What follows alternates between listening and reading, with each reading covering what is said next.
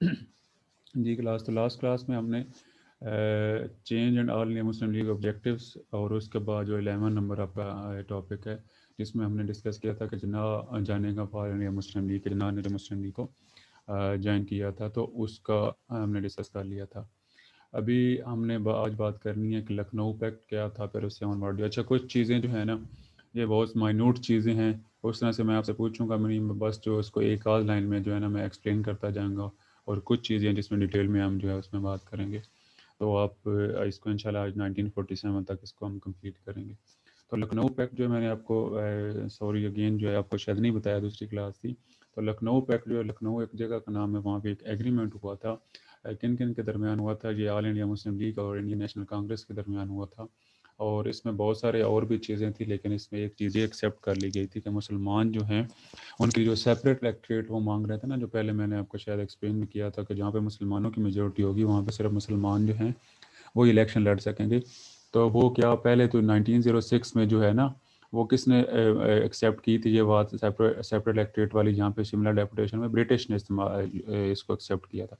लेकिन अब 1916 में जो है वो कौन एक्सेप्ट कर रहा है? अब कांग्रेस भी इसको मान रही है कि ठीक है जी, ये आपका अगर वैलिड पॉइंट है तो, लेकिन उसकी और भी बहुत सारी कंडीशंस उन्होंने लगाई थी। वो इस यहाँ पे उसकी ज़रूरत नहीं है, आपको ये एक बात याद रखने की ज़रूरत है। अब आते हैं जी खिलाफत मूवमेंट। तो आजकल आप अर्तुगरुल जो है वो ज़रूर देख रहे होंगे। तो ये उनकी कहानी है, खिलाफत वालों की, तुर्की वालों की। अगेन उस ड्रामे पे बहुत सारे रिजर्वेशन है मुझे कि वो उसका जो कंटेंट है उस तरह से वो है नहीं जैसे उसको पोर्ट्रे किया जा रहा है। बहरहाल खिलाफत मूवमेंट यही थी। तुर्की में खिलाफत उस्मानिया होती थी 1919 से पहले। 1919 में क्या हुआ कि war of first world war start हुई थी पूरी दुनिया में, जिसको ग्रेट वार भी कहा जाता है, फर्स्ट वर्ल्ड वार भी कहा जाता है 1914 में। और वो एंड हुई कब? 1919 में। तो अब हुआ क्या कि 1919 में जो है ब्रिटिश जो हैं, जो जो खिलाफत उस्मानिया वाले थे ना, जिनको हम टर्किश जो पीपल थे, उनको क्या हुआ कि उनका जो अलायंस था वो किसके साथ था? उनका अलायंस था इनके साथ जो हैं जर्मनी वाले। और जो जर्मनी वाले थे वो किसके अगेंस्ट थे? बरतानिया के। और हम जो इंडियन मुसलमान थे, हम किसके गुलाम थे? हम बरतानिया के। या मतलब मुसलमान यहाँ पे जो है इंडियन मुस्लिम्स जो हैं उनके लिए आप कह सकते हैं कि एक मसला ये था कि एक तरफ तो वो जिनके साथ लड़ रहे हैं वो भी इन सेंस आप कह सकते हैं कि मुसलमान है, और जिनके लिए लड़ रहे हैं आप देखिए एक तरफ अंग्रेज़ हैं। मतलब कहने का है कि जर्मनी जो है उसका अलायंस किसके साथ था? खिलाफत उस्मानिया के साथ और तुर्की के साथ। और जो इंडियन मुस्लिम्स थे वो किसके साथ थे? डेफिनेटली ब्रिटिश के साथ थे, क्योंकि वो उनके गुलाम गुलाम थे। इस बात की समझ आई है जो मैं अलायंस की आपको बात बताने की कोशिश कर रहा हूँ class? Yes yes sir. Sir. No sir. No sir या yes sir? No sir. Sir एक बार रिपीट कर दें प्लीज़। अच्छा जी। यार यहाँ पे यही तो मसाइल हैं, एक सेकंड रुके, मैं इसको वाइट बोर्ड पे किसी तरह से करना चाह रहा था यार। सिंपल सी बात ये है कि मैं आपको बताने की कोशिश ये कर रहा हूँ कि एक सेकंड, यहाँ पे वाइट बोर्ड किधर होगा? शायद एक बोलने लगा था, किधर है वाइट बोर्ड?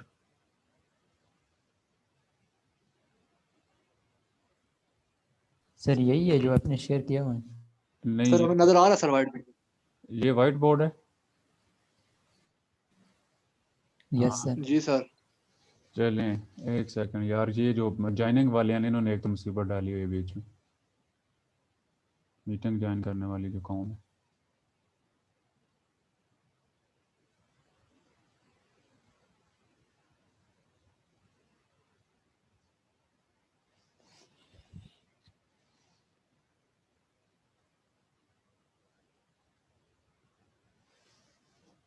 ये है वाइट बोर्ड। अच्छा जी, खिलाफत मूवमेंट की हम बात कर रहे हैं, तो उसमें मैं आपको बता रहा था कि दो जंग जो है दो लोगों के दरमियान होती है ना, या दो आप कह सकते हैं कंट्रीज़ के खिलाफ अगेन दरमियान में होती है, या फिर दो पार्टीज़ होती हैं। तो एक तरफ कौन था? यूके आप लिख लें। मतलब यूके से मुराद यूनाइटेड किंगडम जो है, जो ब्रिटिश थे, ठीक है। और इनके वर्सेस कौन थे? आप कह लें जर्मन्स थे, जर्मनी था। अब ये तो वहाँ पे एक अलायंस बना हुआ है ना वेस्ट में। लेकिन यहाँ पे जो मुसलमान थे उसमें ये क्या था कि जो यूके के अंडर हम आ रहे थे ना, जो इंडियंस मुस्लिम थे, इंडियंस जो हैं वो यहाँ पे किन के अंडर आ रहे हैं, इनके। और जो जर्मनी का अलायंस है वो किसके साथ था, इसको थोड़ा सा इधर करते हैं, तुर्की के साथ, ठीक है।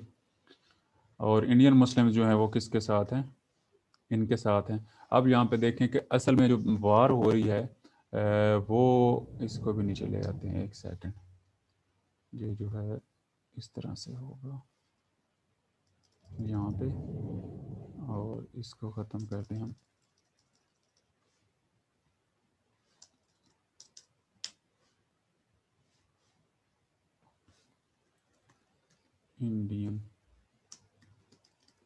इंडियन मुस्लिम्स,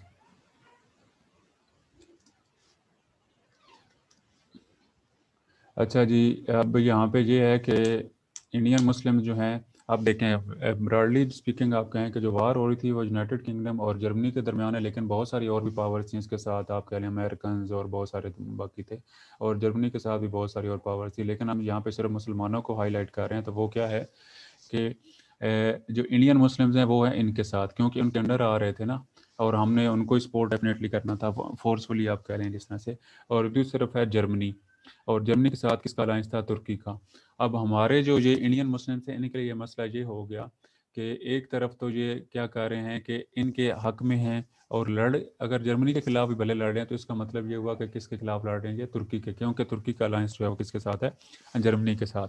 अब समझ आई आप लोगों को बात, कि यूके और जर्मनी यस सर। आपस में दो लीडर हैं, एक ग्रुप को लीड कर रहे हैं, लेकिन इंडियन मुस्लिम जो हैं वो किसके साथ हैं, वो यहाँ पे यूके के अंडर आ रहे हैं, और जो तुर्की वाले मुसलमान हैं वो किसके, जर्मनी के। अब इन अ सेंस ये जो मुसलमान इंडिया वाले हैं, इनको मसला ये हो गया कि एक तरफ तो क्या हो गया कि उन्होंने, अब उनकी मजबूरी है कि इनके साथ रहेंगे, और दूसरी तरफ अगर वो इनके साथ रहेंगे तो इसका मतलब ये हुआ कि वो फिर तुर्की के साथ लड़ेंगे। एक्सक्यूज मी तो सर। जी जी, हाँ, अब इनको मैं एक्सेप्ट कर लूँ, ये आप यही कहोगे मुझे, सर है ना। जी अलाउ कर दें। अलाउ इनको जी करना है, जी तो बिल्कुल वैसे नहीं चाहिए। सर, नाराजगी है कोई? नाराज़गी इनसे ये है कि बार बार ये तंग करते हैं ना यार, अब इनको अलाउ ही करते रहे हम सारा दिन, 1 घंटा हमारे पास पहले ले जी, आ गई सारी कौम, अलाउ हो गए। तो अब सर वो वेटिंग रूम खत्म कर दें सर, ये अच्छा, वेटिंग रूम को अभी नहीं ना ख़त्म करना यार, अभी सारे इन चक्करों में 1 घंटा ना ज़ाया करें ना, वेटिंग रूम अब इस दफ़ा चलाएं, फिर आइंदा से इसको वेट। इसके बाद ये, अब जब आपको लाइन्स की समझ आ गई, तो अब हुआ क्या कि 1919 में जो है वार जब ख़त्म होती है, तो उसके बाद एक, आप कह सकते हैं कि एग्रीमेंट होता है, जो एग्रीमेंट होता है उसमें ये कहा जाता है कि जो जर्मन्स हैं वो जो डेफिनेटली हार जाते हैं, और जो ब्रिटिश हैं वो, और उसका अलायंस जो है वो क्या होता है, जीत जाता है 1919 में। तो जब जंग एंड होती है, तो फिर क्या होता है कि जो खिलाफत उस्मानिया होती है, ब्रिटिश क्या करते हैं, उसके एक तो उसको ख़त्म करने की कोशिश करते हैं, दूसरा उसके टुकड़े करने की कोशिश करते हैं, कि फॉर सपोज ये एक टर्की का हिस्सा है, और यहाँ पे साइप्रस है, फॉर सपोज यहाँ पे कोई और जो कंट्री है जिसका जो यूके के साथ अलायंस था, यहाँ पे कोई और है, तो उन्होंने क्या किया कि ये जो बॉर्डर जो टर्की के उनके साथ लगते थे, उन्होंने क्या किया, उसके ऊपर कब्जा कर लिया। एक तो वो कि मतलब उसकी ज़मीन के ऊपर कब्जा कर लिया, दूसरा खिलाफत उस्मानिया जो है उसको भी ख़त्म करने की एक मूवमेंट चल पड़ी। तो अब ये मुसलमान जो थे, इंडियन मुसलमान, उनके लिए एक्सेप्टेबल नहीं था। क्यों? क्योंकि वो उसको एक अपना, आप कह सकते हैं कि रिलीजियस और पोलिटिकल जो है लीडर समझते थे, जो खलीफा वक्त था उस वक्त का। तो इसके खिलाफ एक मूवमेंट चली कि आपने ये जो खिलाफत को ख़त्म करने जा रहे हैं, ये क्यों कर रहे हैं, और दूसरा जो इसके टुकड़े आपने कर दिए उसका, इसके अगेंस्ट जो इंडिया में एक मूवमेंट चली जिसका नाम है खिलाफत मूवमेंट। ये उस तरह से एक्सेप्ट कामयाब नहीं हो सकी, क्योंकि ना तो सारे मुसलमान इसके हक़ में थे, मतलब इंडिया के मुसलमान इसको सपोर्ट कर रहे थे, दूसरा जो है फिर जो पहले कांग्रेस भी इसके साथ थी, तो वो भी इसके से पीछे हट गई, क्योंकि जो वायलेंस शुरू हो गया था ना, इसमें बहुत सारे बंदे जो है उनकी डेथ होना शुरू हो गई, तो इस वजह से कांग्रेस भी हट गई, तो ये एक मूवमेंट जो है नाकाम मूवमेंट रही।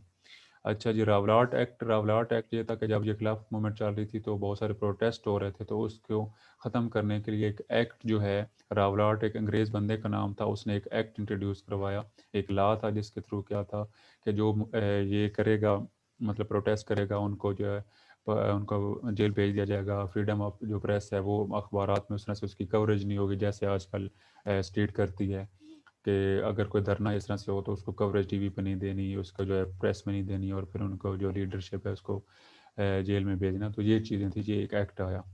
अब इसके रिस्पॉन्स में क्या हुआ कि जब ये प्रोटेस्ट हो रहे थे, ये रावलाट एक्ट भी आ गया, तो अभी प्रोटेस्ट तो लोग कर रहे थे, उन्होंने कहा कि इस तरह से हम इसको एक्सेप्ट नहीं करेंगे। तो अगला इवेंट 1919 में होता है जलियांवाला बाग, जो एक जगह का नाम है अमृतसर में, इंडिया में। तो वहाँ पे एक इंसिडेंट हुआ। वो इंसिडेंट क्या था कि लोग जो है वो प्रोटेस्ट कर रहे थे, अवाम जो थी, और जो वहाँ पे पंजाब, डेफिनेटली अमृतसर पंजाब में है, तो वहाँ का जो एक अंग्रेज़ लीडर था, आप कह सकते हैं, जिसका नाम जनरल डायर था, उसने क्या कहा अपनी जो पुलिस थी कि इनके ऊपर फायर करें। तो उन्होंने जब फायर किया तो तकरीबन 400 साढ़े 400 लोग जो है उनकी डेथ होगी, जो वहाँ पे प्रोटेस्ट कर रहे थे। तो उसका नाम है जलियांवाला बाग इंसिडेंट। ठीक है। इसके बाद गांधी जो है, ये एक जलियांवाला बाग इंसिडेंट हुआ, और ये बाद में लेटर ऑन चोरा चोरी इंसिडेंट, ये भी एक पुलिस स्टेशन को जला दिया गया था। तो इस वजह से गांधी साहब जो हैं वो क्या कहते थे, वो कहते थे कि नॉन वायलेंस के वक्त में थे। तो वो कह रहे थे कि अब हम जो है इसका आपका खिलाफत में साथ नहीं दे सकते, क्योंकि बंदे जो हैं उनकी डेथ हो रही है और ये लड़ाई झगड़ा हो रहा है, तो हम इसके हक में नहीं है। ठीक है।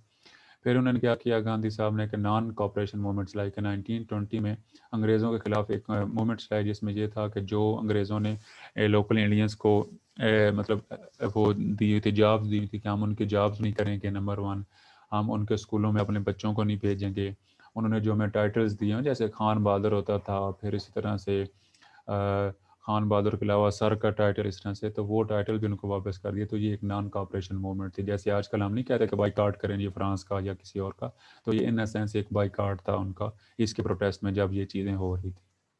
फिर क्या होता है जी, हिजरत मूवमेंट होती है। हिजरत मूवमेंट ये थी कि जब ये खिलाफत मूवमेंट नाकाम हो जाती है, तो मुसलमानों ने कहा कि जी हम यहाँ पे सिक्योर और सेव नहीं है, तो हमें यहाँ से हिजरत करके, जैसे नबी पाक सल्लल्लाहु अलैहि वसल्लम ने जो है मक्का से मदीना की हिजरत की थी, तो हमें भी एक हिजरत करनी चाहिए थी। कहाँ पे वो चल जाने चाहिए?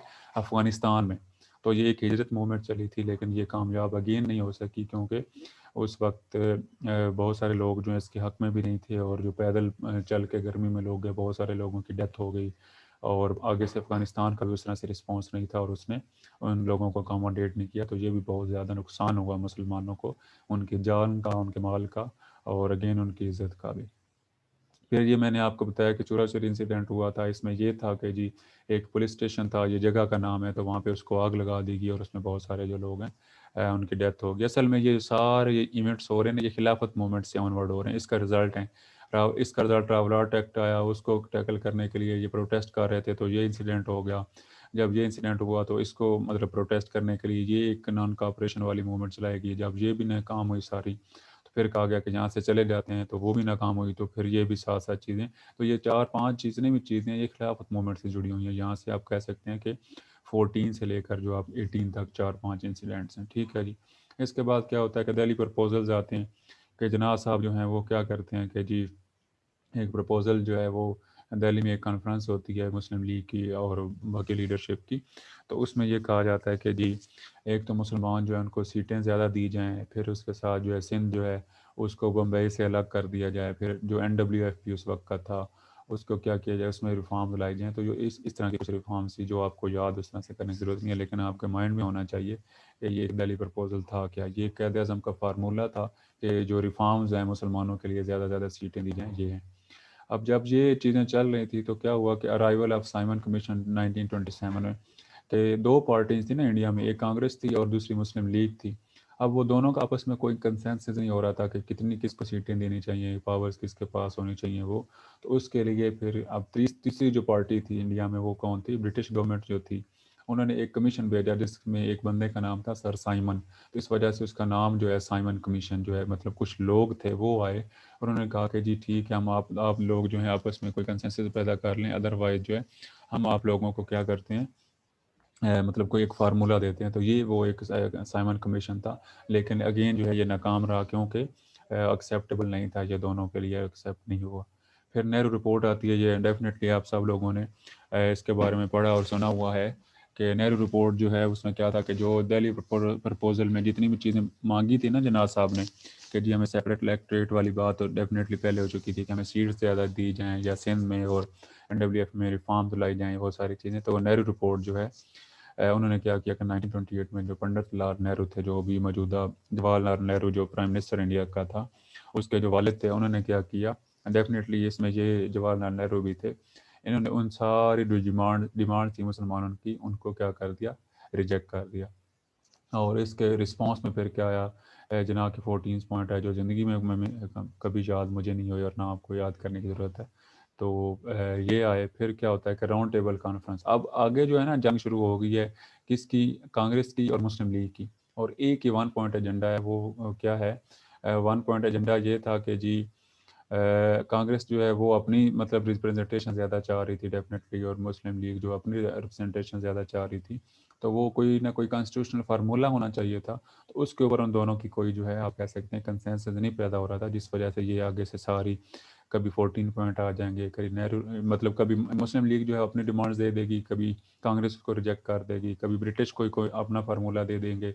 तो ये आगे जो है हिस्ट्री चलती जाएगी या पॉलिटिक्स होगी। तो क्या होता है कि जब नेहरू रिपोर्ट वाली चीज़ें जो उसको रिस्पांस जो है जना साहब करते हैं, तो फिर क्या होता है कि अब ब्रिटिश कहते हैं कि ये दोनों तो आपस में कोई भी कंसेंसस नहीं पैदा कर पा रहे, तो वो इनको बुलाते हैं लंदन में। तो वहाँ पे राउंड टेबल कॉन्फ्रेंसेज होती हैं, वहाँ पे मतलब मुस्लिम लीग की लीडरशिप भी होती है और ऑल इंडिया नेशनल कांग्रेस की भी। और वो क्या करते हैं 1930, 31 और 32 में ये 3 कॉन्फ्रेंसेज होती हैं, लेकिन ये तीनों जो है क्या होता है एक्सेप्ट वो मतलब नाकाम होती हैं, क्योंकि मुस्लिम लीग भी अपने स्टैंड से पीछे नहीं हटती और कांग्रेस भी नहीं हटती। फिर क्या होता है कि गांधी जी जो हैं वो एक मूवमेंट चलाते हैं जिसका नाम होता है सिविल डिसओबीडियंस मूवमेंट। अगेन ये वो मूवमेंट है कि बहुत सारे टैक्सेस लग रहे थे इंडिया की आवाम के ऊपर, खास करके इवन देखें जो यहाँ की लोकल प्रोडक्ट है जिसका नमक है, तो वो तो बहुत सस्ता है, अभी खैर वो भी काफ़ी महंगा हो चुका है। तो उसके ऊपर भी जो है इन्होंने टैक्सेस लगाए हुए थे ब्रिटिश ने, उसके अगेंस्ट जो है आप कह सकते हैं कि और बहुत सारी बाकी भी चीज़ें थी। तो एक सिविल डिसोबीडियंस ना सिविल नाफरमानी जिसको आप कह सकते हैं, वो एक मूवमेंट चली अगेंस्ट दी ब्रिटिश।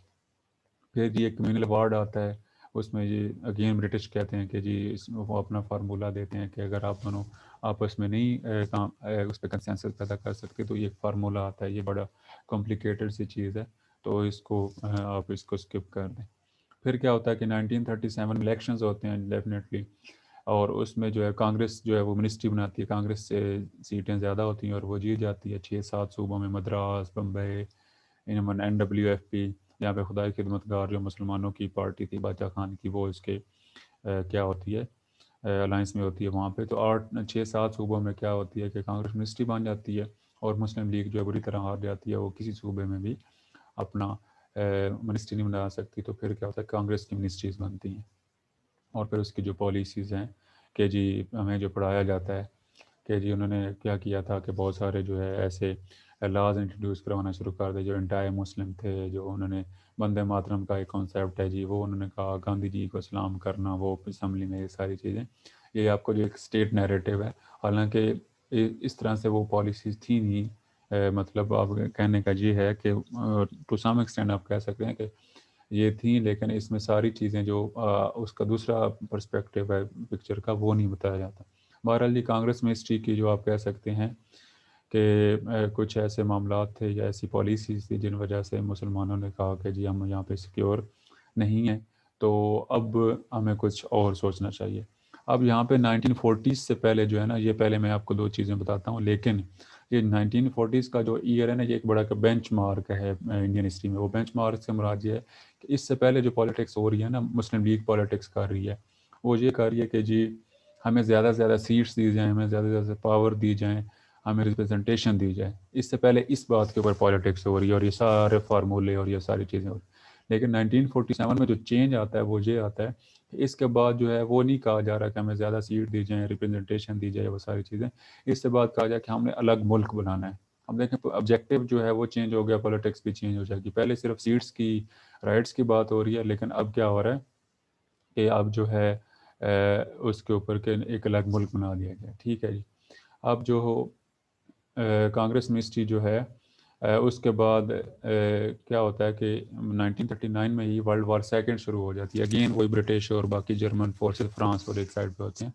तो अब क्या होता है कि कांग्रेस मिनिस्ट्री जो है उससे पूछा ही नहीं जाता, जो ब्रिटिश गवर्नमेंट होती है इंडिया में, कि जी हमने वॉर में जा रहे हैं तो आप लोग हमारा साथ देंगे या नहीं देंगे। तो कांग्रेस जो है वो क्या करती है, इसको प्रोटेस्ट करती है।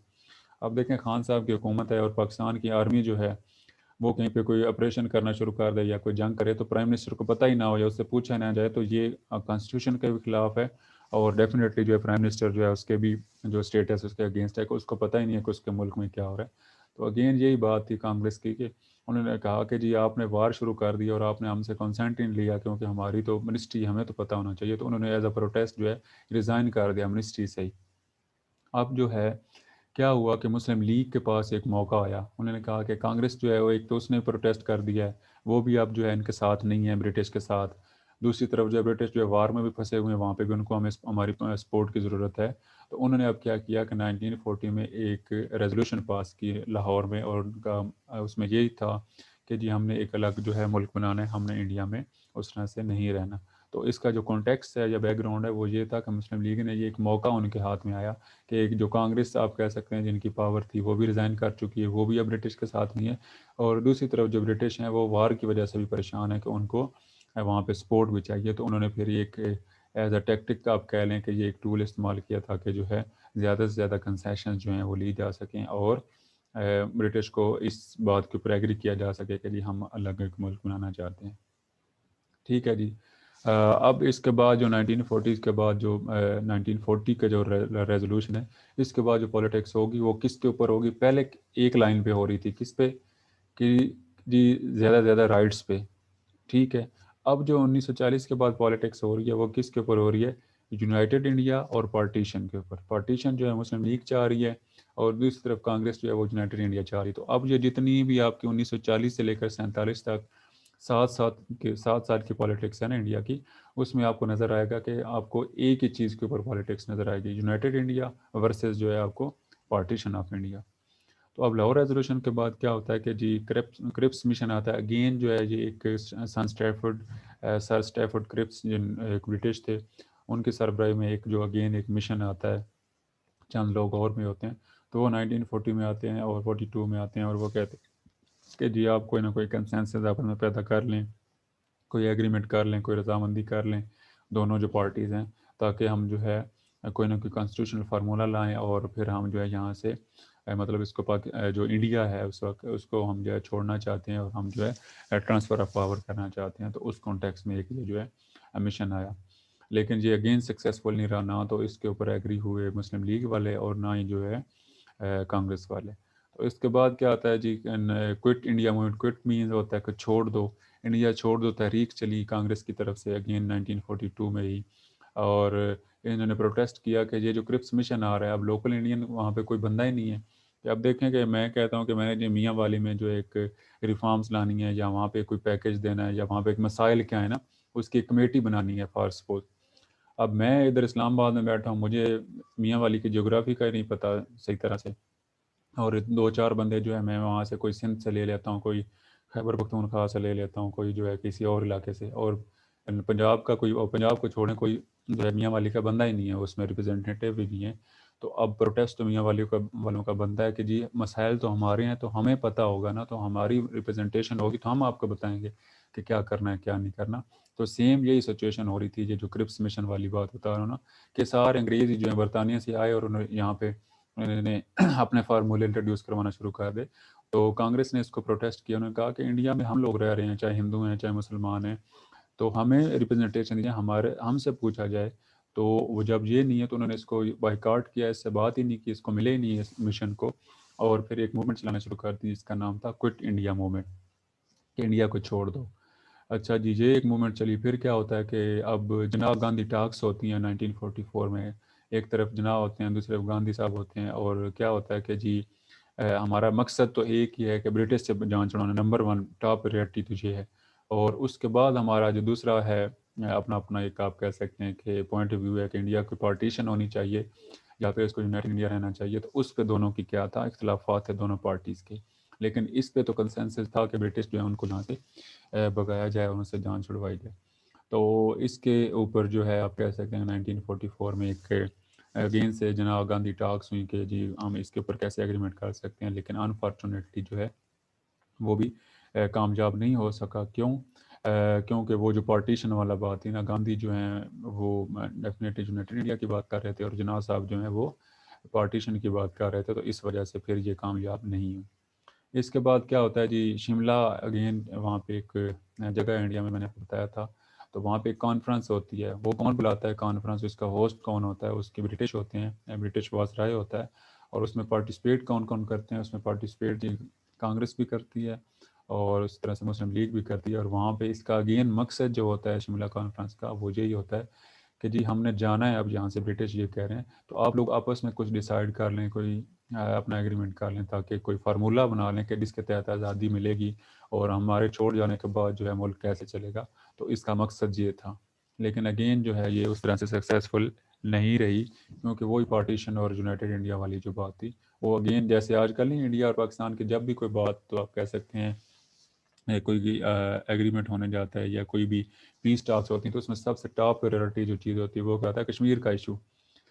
तो इंडिया का अपना स्टैंस है उसके ऊपर, पाकिस्तान का अपना है। तो फिर क्या होता है कि जब कश्मीर के ऊपर बात कोई नहीं होती या उसके ऊपर कोई ऐसे कंसेंसस नहीं हो पाता तो बाकी कोई और अगर बात होनी भी होती है तो वो भी बीच में रह जाती नहीं होती। तो अगर सेम यही हो रहा था कि 19 ये जो जितनी भी शिमला कॉन्फ्रेंस हो रही है, क्रिप्स मिशन आ रहा है जी, कम्युनल अवार्ड आ रहा है या कोई और चीज़ हो रही है, तो लेटर ऑन जो 1940 के बाद, सॉरी पहले तो वो रिप्रेजेंटेशन की बात थी, या जनाब गांधी टाक्स हो रही हैं या क्विट इंडिया मूवमेंट जैसी सारी चीज़ें, तो वो सारी चीज़ें नाकाम इस वजह से हो रही थी कि वन पॉइंट एजेंडा था, पार्टीशन या फिर यूनाइटेड इंडिया। तो वो उसके ऊपर दोनों पार्टीज पीछे हटने वाली नहीं थी। मुस्लिम लीग पार्टीशन से पीछे नहीं हट रही थी और जो है कांग्रेस यूनाइटेड इंडिया से। ठीक है, अगेन जब ये अनसक्सेसफुल रहती है शिमला कॉन्फ्रेंस, उसके बाद लॉर्ड वेवल जो हैं, लॉर्ड वेवल यहाँ के जो वायसराय थे इंडिया के उस वक्त, उनका एक प्लान आता है 1944 में 45 में सॉरी। तो उसमें वो क्या कहते हैं, वो कहते हैं कि जी हम एक प्लान ये है कि आपको जो रिप्रेजेंटेशन है वो भी आपको दी जाएगी, जो इस हमारे छोड़ जाने के बाद कॉन्स्टिट्यूशन भी आप खुद बनाएंगे, लेकिन कोई ना कोई ऐसा फार्मूला तो हो कि आप हमें बता दें कि जिसके बेसिस के ऊपर हमने फिर आगे से इलेक्शंस होने हैं। और फिर वो जो यहाँ पे हमने पहले भी यहाँ पे ये कम्युनल अवार्ड की बात की थी ना, किधर है यहाँ पे कम्युनल अवार्ड, मेरा ख्याल में ऊपर गुजरा है। और ये इसमें ये था कि वो जहाँ पे मुस्लिम मेजोरिटी एरियाज़ होंगे वहाँ पे मुसलमानों की वो आप कह सकते हैं कि रिप्रेजेंटेशन होगी। दूसरा जो है एक ABC 3 ग्रुप बनाए गए थे ना, एक मुस्लिम मेजोरिटी एरिया का ग्रुप, दूसरा जो है हिंदू मेजोरिटी एरिया ग्रुप जो है, और C जो था जिसमें आप कह सकते हैं कि मुसलमान भी मेजोरिटी में थे और हिंदू भी, जैसे इंडिया आप कह सॉरी पंजाब आप कह लें, या फिर इसी तरह से आप बंगाल कह लें। तो पंजाब और बंगाल जो है इस तरह के जो कुछ एरियाज़ हैं, तो उन एरियाज़ का क्या होगा, उनका क्या स्टेटस होगा, तो उसके ऊपर जो है आप कह सकते हैं कि ये एक चीज़ हो रही थी। ठीक है, अच्छा जी, उसके बाद लाल वेब प्लान के बाद क्या होता है कि 1945 और 46 के इलेक्शंस होते हैं। और उन इलेक्शंस में क्या होता है कि जी इलेक्शंस की जो इलेक्शंस जो होते हैं उसमें मुस्लिम लीग जो है वो जीत जाती है अपने मुस्लिम मेजोरिटी एरियाज़ पे।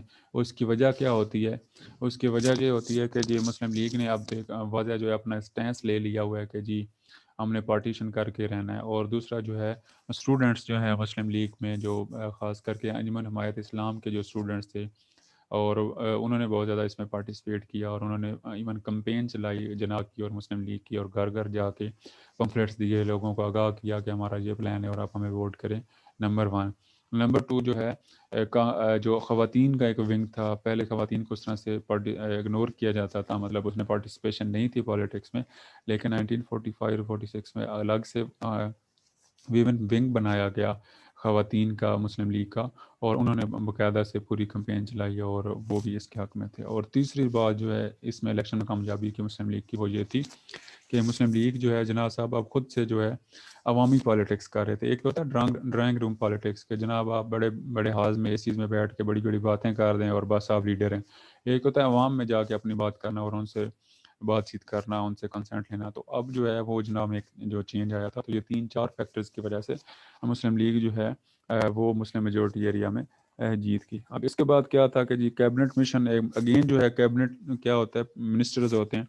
ये ब्रिटिश के कुछ मिनिस्टर्स जो हैं वो यहाँ पे आए 1946 में कि जी अब हमने जाना है, मतलब हम जहाँ के छोड़ के जा रहे हैं, तो अब आप लोग जो है कोई ना कोई आपस में डिसाइड कर लें।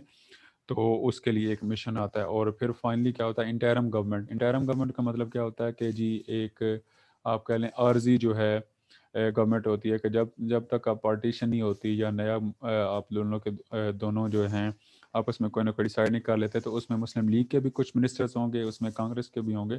तो वो एक आर्जी आप कह लें गवर्नमेंट बनाई जाती है इन इलेक्शन के बाद, कि जब तक पार्टीशन नहीं होती तो मुल्क जो है उन वो जो है गवर्नमेंट चलाएगी। और फिर फाइनली क्या होता है, 3 जून प्लान आता है। 3 जून प्लान क्या होता है कि जी जिसके थ्रू जो है पाकिस्तान आपका सॉरी इंडिया जो है उसको क्या कहा जाता है, उसको इंडिपेंडेंस दी जाती है। और फाइनली क्या होता है कि red Cliff award, red Cliff जो है एक ब्रिटिश आप कह सकते हैं लॉयर थे, वकील थे, और उन्होंने क्या किया कि जो पार्टीशन होनी थी ना बंगाल की और पंजाब की, जहाँ पे मुस्लिम भी मेजोरिटी एरियाज भी थे और साथ साथ हिंदू भी उसमें रह रहे थे और नॉन मुस्लिम्स भी थे, तो उनको जो पार्टीशन करनी थी तो वो एक रेड क्लिफ अवार्ड आया। और फाइनली जो है क्या हुआ, ट्रांसफ़र ऑफ पावर होती है 1947 में, एक इंडियन इंडिपेंडेंस एक्ट आता है 1947 का, जिसके थ्रू जो है इंडिया को एक तो मिल जाती है क्या, आज़ादी मिल जाती है, और दूसरा इसके साथ क्या होता है कि उनको कहा जाता है कि आप अपना कॉन्स्टिट्यूशन आप खुद बनाएं, मतलब जो लोकल इंडियंस हैं, और उसके साथ साथ जो है आप अपने दोनों से के अलग अलग दो स्टेट्स भी होंगी। तो ये चीज़ ठीक है, आज हमने पाकिस्तान को बना दिया। यहाँ पे आपने कोई चीज़ जो है शेयर करनी है, जो कि बात करना चाहते हैं, आपको समझ नहीं आई तो आप बात कर सकते हैं। आज यहीं तक इसको बात हम ख़त्म करेंगे जी क्लास।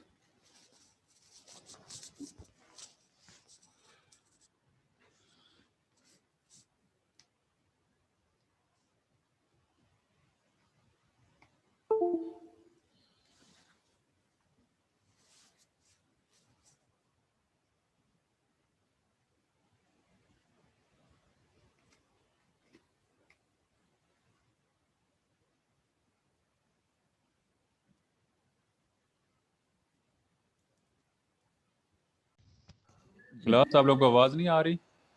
No sir. और आप डिस्कनेक्ट हो गए। हाँ, वो कोई नेट का इशू हो गया था। तो मैंने कहा कि ये 1947 में जब पार्टीशन हो जाती है उसके बाद जो है पाकिस्तान और इंडिया दो अलग मुल्क बनते हैं और ब्रिटिश यहाँ से चले जाते हैं। तो यहाँ तक आज हमने करना था। अगर आपने यहाँ पे कोई बात करनी है तो आप लोग कर सकते हैं, या आपका कोई क्वेश्चन हो तो।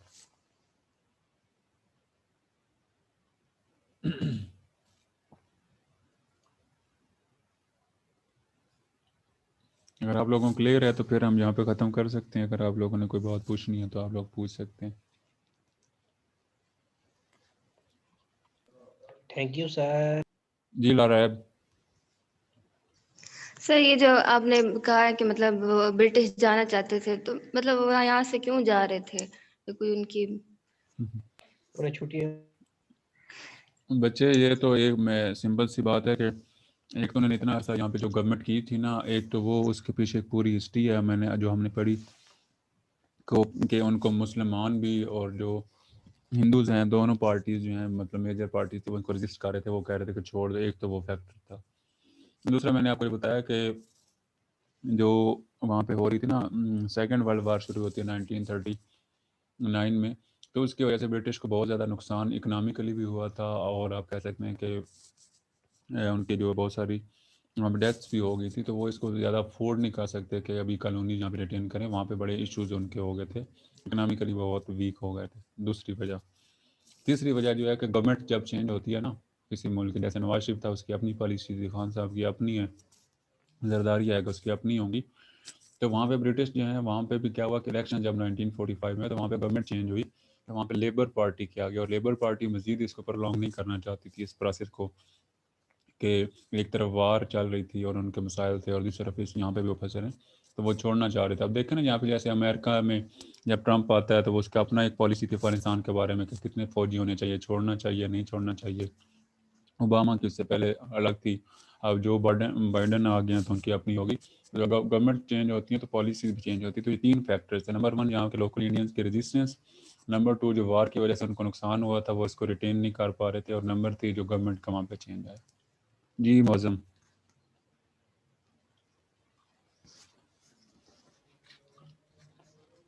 Excuse me sir. जी मौजम। सर आवाज आ रही है सर? जी जी। तो सर ये कहना ये था ना कि सर अभी तक हमारा सर ये 9th वीक जा रहा है, तो सर 9th वीक तक हमारी सर इसकी टॉक स्ट्रेटजी कोई असेसमेंट वगैरह नहीं हुई, तो सर आप एक सर ऑनलाइन क्विज रख लें सर। वो मैंने अभी यही इसके बाद बात करनी थी, तो उसको हम कर लेते हैं। क्या कहते हैं फिर आप लोग? अभी ना तो आप सर लोगों आप की ऑनलाइन क्विज प्रेजेंटेशन रख हो, लें सर, हमें टॉपिक।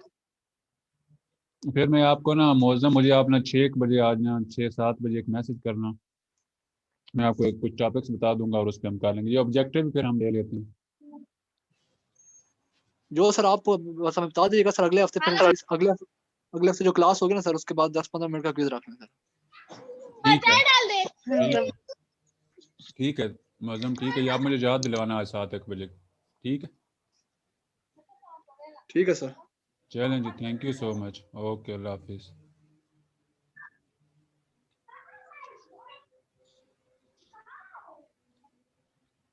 ओके क्लास, फिर आज क्लास हम ख़त्म कर रहे हैं। अल्लाह हाफिज़। अल्लाह हाफिज़ सर। अल्लाह हाफिज़ सर। अल्लाह हाफिज़। अल्लाह हाफिज़ सर। अल्लाह हाफिज़ सर। अल्लाह हाफिज़।